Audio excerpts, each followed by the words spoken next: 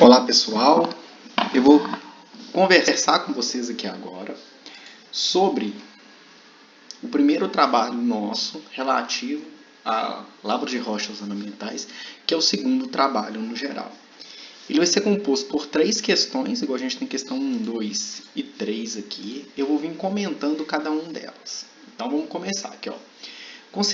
Considere que a imagem representa um direito minerário para exploração de rocha granítica, com a finalidade de piso para uso residencial. Considerando que o retângulo ao lado representa o quadrote padrão na cor azul, que a empresa deve lavrar durante um ano. O que significa? Essa forma que eu coloquei aqui, que eu cliquei, que ela está destacada, ela representa um quadrote cujo o volume a empresa lavra durante um ano. Então, isso aqui, que vocês conseguem arrastar, trabalhar com ele e tudo mais, é o quadrote de tamanho padrão. Eu vou pedir para vocês trabalharem com esse quadrotezinho aqui. Lembra que o quadrote é o que vira o filão e depois vira a prancha. É o sistema de corte a partir disso aqui. Então, isso aqui é a primeira unidade produtiva. Posicione os quadrotes relativos ao sequenciamento de um ano de produção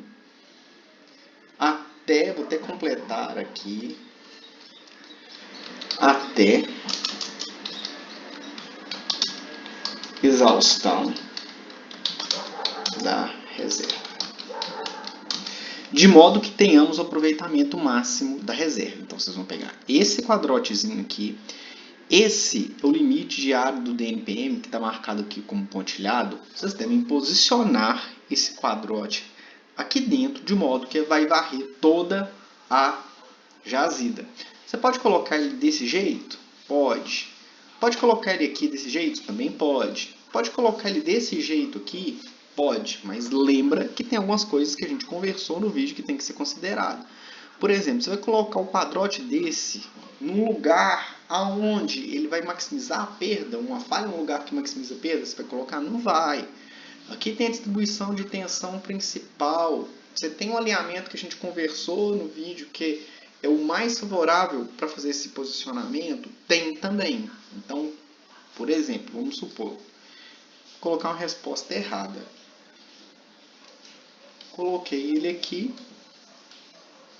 Vou posicionando os meus quadrotes aqui numa sugestão qualquer, não sei. Estou colocando aleatório. E aí eu vou dando um jeito de preencher todo o espaço que está no meu limite do DNPM, que é onde que eu posso lavrar, de modo que eu preencha com todos os quadrotes. Então essa aqui é a questão A, só posicionar.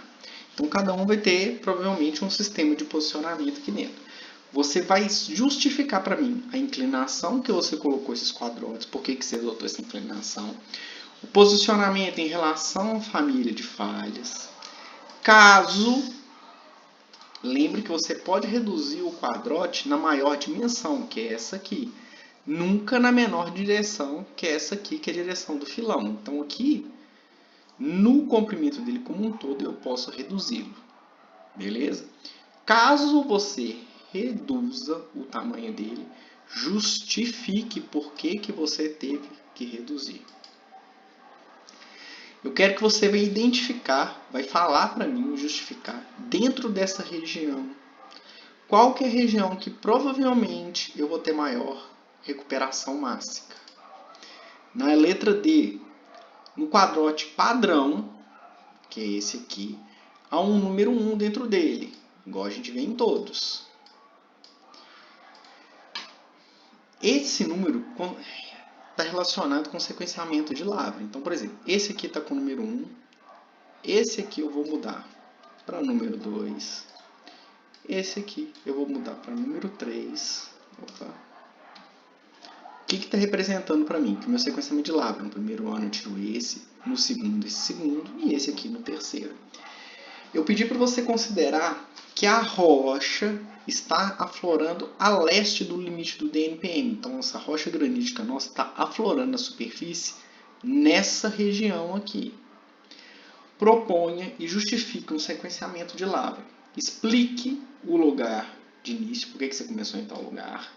Direção de avanço. Então, Você pode ter começado aqui, de repente depois pulou para o fundo e foi pegando direita, esquerda, até lavrar o centro. Pode ser um jeito. Ah, não, eu comecei de leste para oeste, de cima para baixo.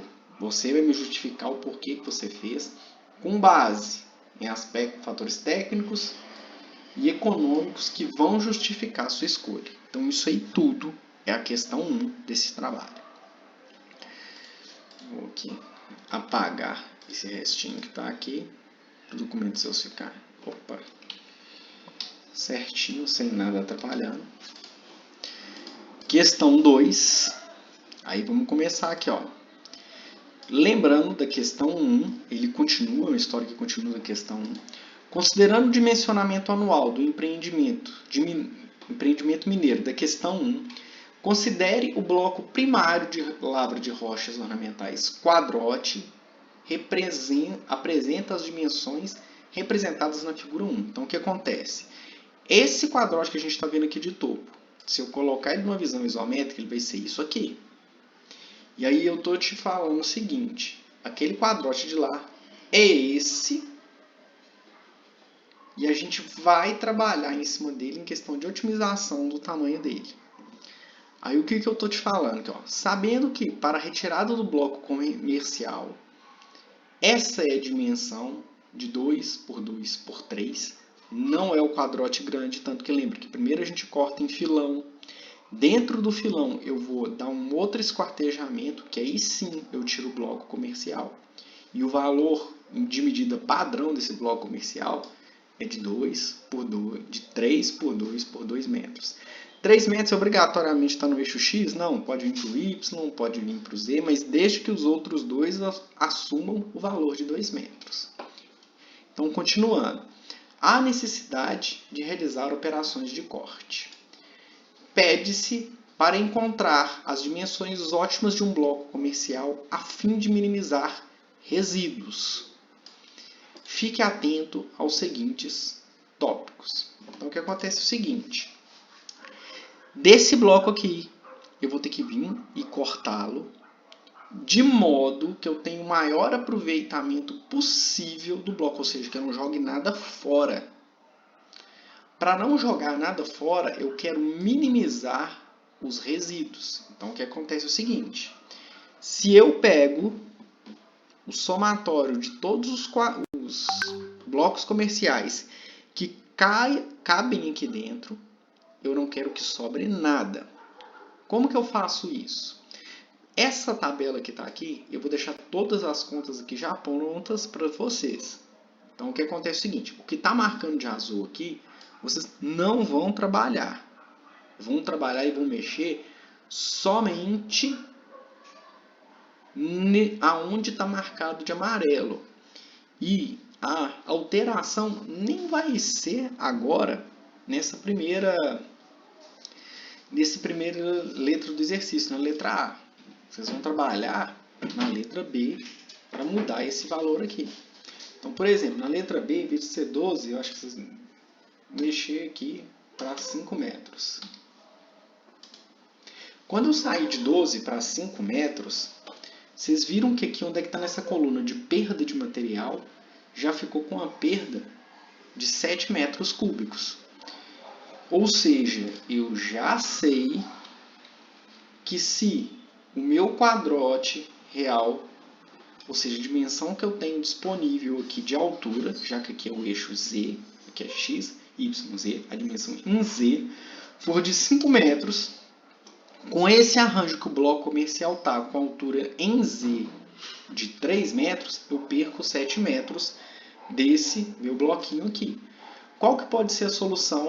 Já que ele com 3 metros em Z eu estou tendo perda, será que se eu passar esse 3 metros para o Y ou para o X, eu consigo zerar essa minha perda? Só que não adianta a gente ficar trocando aqui na mão.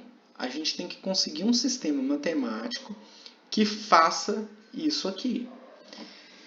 O que eu vou cobrar de vocês é uma ferramenta que todo engenheiro hoje tem que saber. Então tem que saber vir aqui e utilizar o solver. Eu não sei utilizar o solver. vocês tiveram álgebra linear, que é a base que está aqui. As mesmas operações que vocês fizerem em álgebra linear é o que o solver executa. Então, a base para isso aqui vocês já têm, ou pelo menos já deveriam saber.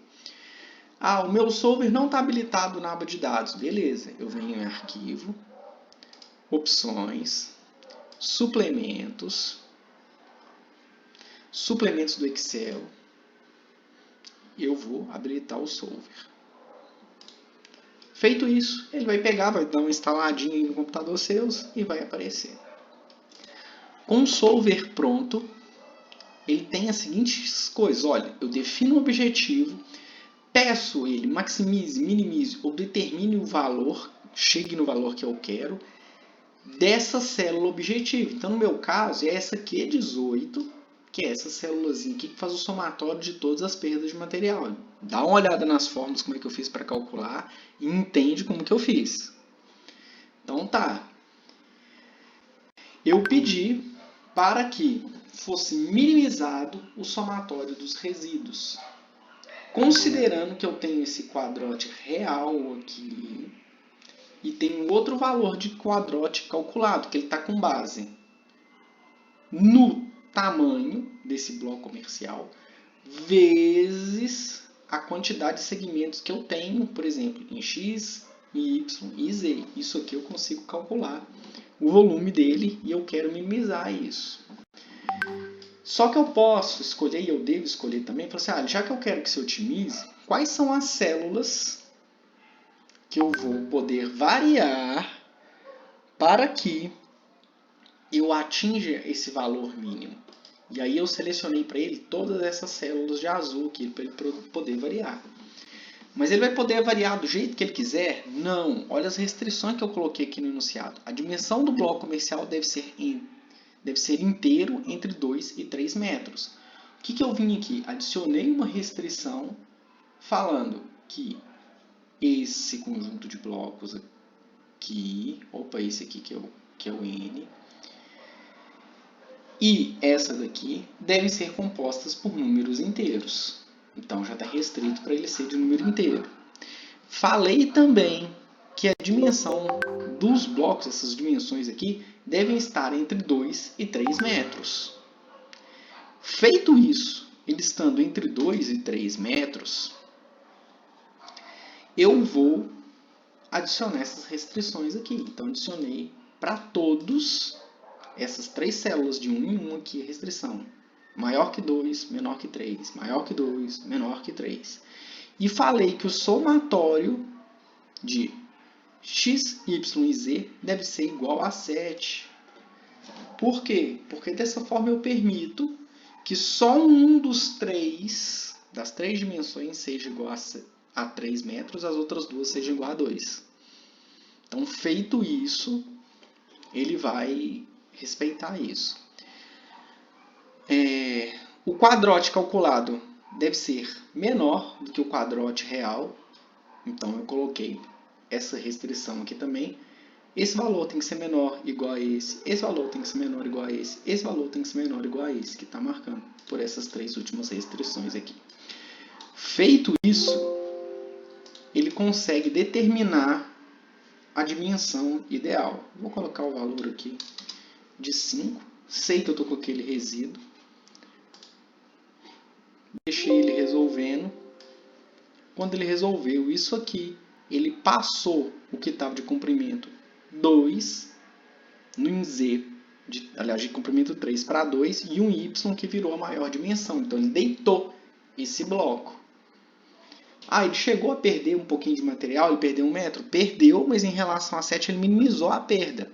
Minimizar nem sempre quer dizer zerar. É o mínimo possível que a configuração vai conseguir fazer. Então, o que eu quero para vocês nessa primeira questão é isso aqui, ó.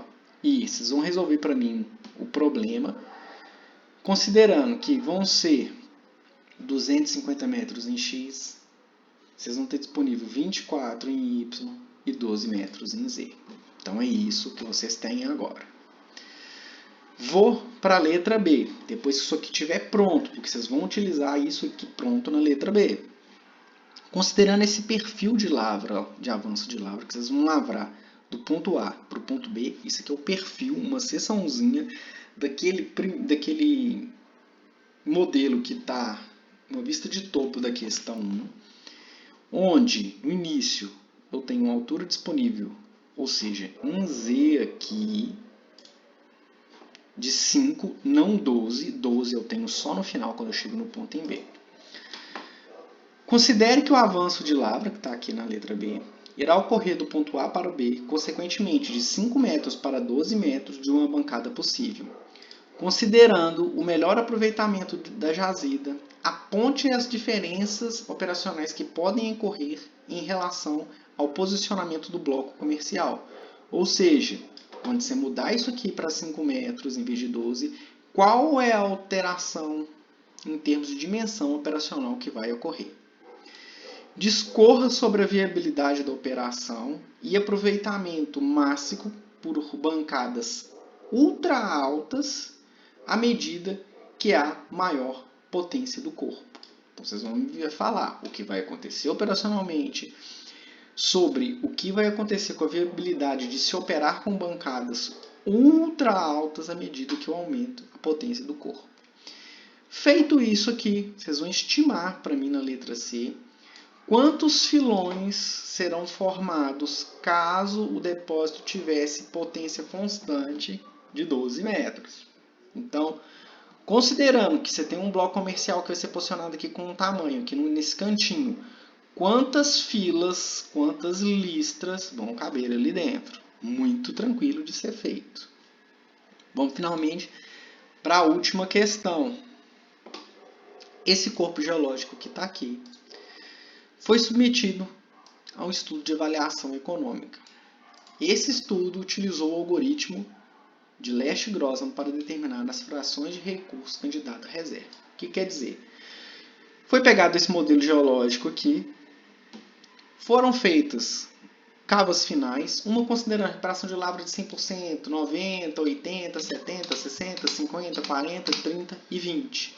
Cada uma dessas cavas aqui me retornou um lucro direto, que é a receita gerada menos o custo operacional que eu tenho. Então, considerando que foram analisados diferentes tipos de métodos de corte com o objetivo de selecionar a metodologia adotada. Então, aqui, reserva. Aqui, os métodos de corte que foram estudados. Cunha hidráulica, argamassa expansiva, fio helicoidal, fio diamantado. Observa, cada um tem um custo nesse corte, cada um tem uma produtividade anual, cada um tem uma recuperação mássica que conversa com essa recuperação de lavra. As duas conversam, entendam essa conversa. E aí que eu peço a letra A. Determine a recuperação mássica e relação estéreo-minério mínima aceitável para a viabilidade econômica do empreendimento. Lembra lá no início, a gente conversou naquele limite sobre cavo a céu aberto subterrâneo, eu falei, todo empreendimento mineiro deve dar lucro. Então aqui você vai conseguir tirar disso aí qual que é a minha recuperação de lavra mínima. Na letra B, determinar os métodos de cortes que podem ser utilizados na operação para que o empreendimento seja viável economicamente. Então, considerando aqui que tem alguma coisa que determina que, no mínimo, o empreendimento deve funcionar, que conecta com a outra coisa que está aqui nos métodos de corte, que vocês vão selecionar os métodos candidatos. É candidato. Então, vocês vão justificar a sua resposta. Por que você selecionou um grupo de métodos de corte como candidatos nesse empreendimento aqui, e vocês vão justificar as suas respostas. Esse é o trabalho que a gente tem de lavra de rochas. Está super tranquilo, é basicamente autoexplicativo, entender o que está colocado aqui no Excel. Nós vamos ter monitoria sobre isso, mas venham com monitoria depois de tentar fazer.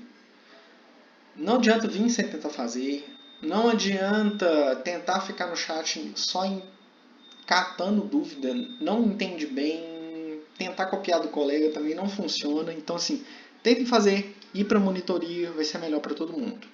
Tá bom? Um abraço para vocês, tchau, tchau e bom serviço.